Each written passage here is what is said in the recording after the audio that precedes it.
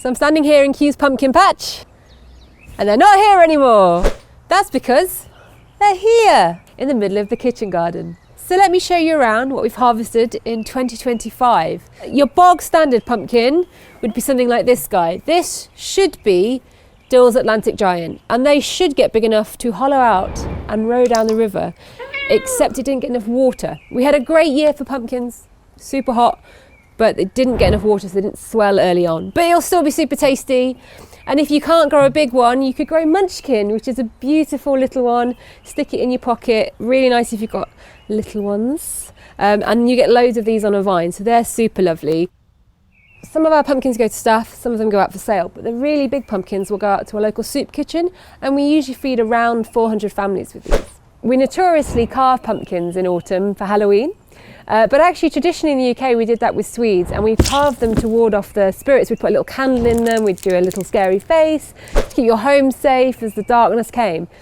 When people from the UK went over to America, that tradition was taken with them, and they had pumpkins, which are much easier to carve and look a little bit more gruesome. So that's where the tradition came from, and long may it rain. So if I had to carve a pumpkin, this is the guy I would choose. There's very, very little. It's called Jack B. Little. And a perfect looking pumpkin, but a lot less surface area, so much faster to carve. What would I carve on a pumpkin? Aphids, the most terrifying thing a gardener is ever going to find. That's what I would carve. Not all squash and pumpkins are orange. We get quite a lot of these beautiful blue varieties. And the one that the chefs really like at Kew, the chef's favourite, this is called Crown Prince, and he's this beautiful pale blue and bright orange in the inside and really, really sweet. And I have to hide them from the chefs in the botanical, and they have to wait until they can have them. But he's so, so beautiful. I have a passion for cultivars. In a botanic garden like Kew, a lot of our plants are species, which means they're wild, that have not been bred. In the kitchen garden, it's mainly cultivars. And what that means is the wild species plant has been bred for a specific purpose. And that's why we have such an array of squash. They've all been bred for something different. So someone's gone, oh, I really like this blue squash. It's got a really nice skin, so I'm going to kind of cultivate it and try and get a really nice blue skin squash. So that's why we call cultivars or cultivated varieties. So this is a really lovely heritage cultivar called Pink Banana. As you can see, he's sort of a peachy coloured and super big and super long, and I haven't eaten one before, so ask me in a few months how that tastes.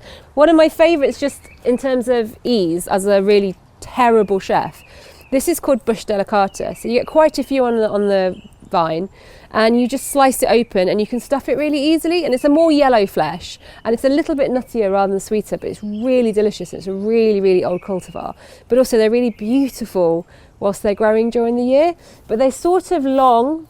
You get something called seedling variation, which means sometimes they're also a little bit squashed, and sometimes they can be super long, but they're really, really delicious and very easy to cut.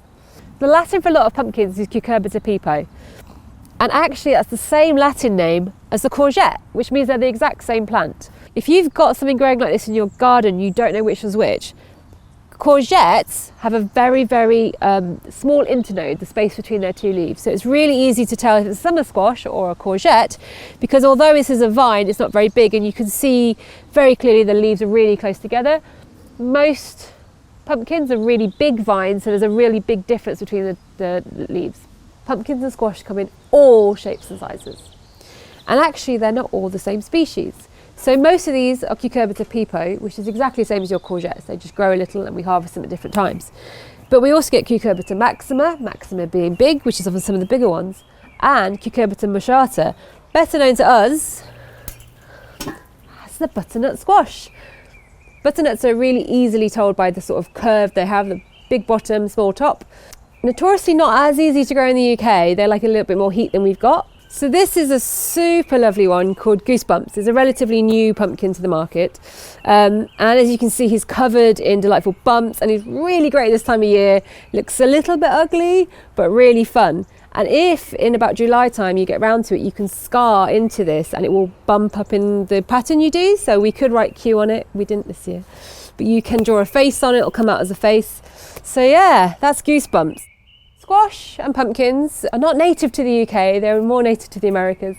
They need a little bit of heat that we can't give them. And a lot of us will know them as part of the Three Sisters bedding scheme, which is squash and maize and beans. Now we have to really remember that they were grown together for drying, so you didn't harvest them green, you wait till everything dried and you pulled it all in, you stored it for winter, which is something we don't really do in the UK because we don't have dry enough autumns. But that's where they originated, and they're great in that scheme because they go on the bottom, the maize goes up, and I do mean maize, we're talking 10-footers here, and then beans that go up there and support them as well. This is called Thelma Sanders mashed potato, and she's really beautiful. She's got a slightly nutty flavour, but really delicious. It's the first time I've actually grown it myself, so I'm really happy to have a few of them scattered around. So these are the incredibly recognisable tromboncino squash, and they're actually related to butternut squash, which if you made them a little bit squatter, you could see the relationship, big bottom, little neck. We've mainly harvested them dried and orange, but you can eat them green, a little like a courgette, which would be these guys here. So it's a slightly different texture, it'll still be white-ish inside. So this is the biggest and longest tromboncino squash we've grown this year. So I reckon about a metre and a half, and I'm super proud of it. It's very beautiful. This is a really beautiful French heritage squash called galop des Hessines.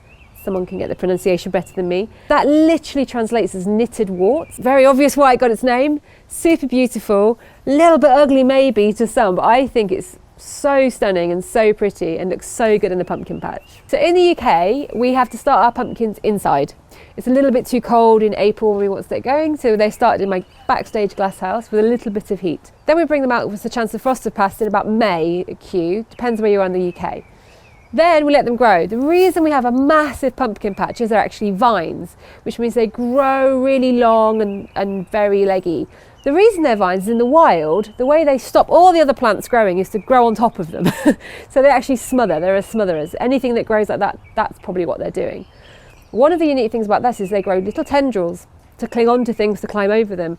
And that's how we get them going over our arches. We kind of encourage that behaviour. So you can grow them up really well, which if you've got a small garden is such a good way to grow squash, up and over.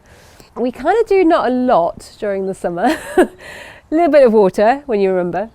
They smother weeds, which is great, and they just kind of do their thing. And then about September, if it's starting to get wet, I'll lift them off the ground so they don't rot with a little bit of stone or slate or anything you can find to pop under their bottoms. And then in the end of September, I harvest them to start drying them off because they really don't like being wet.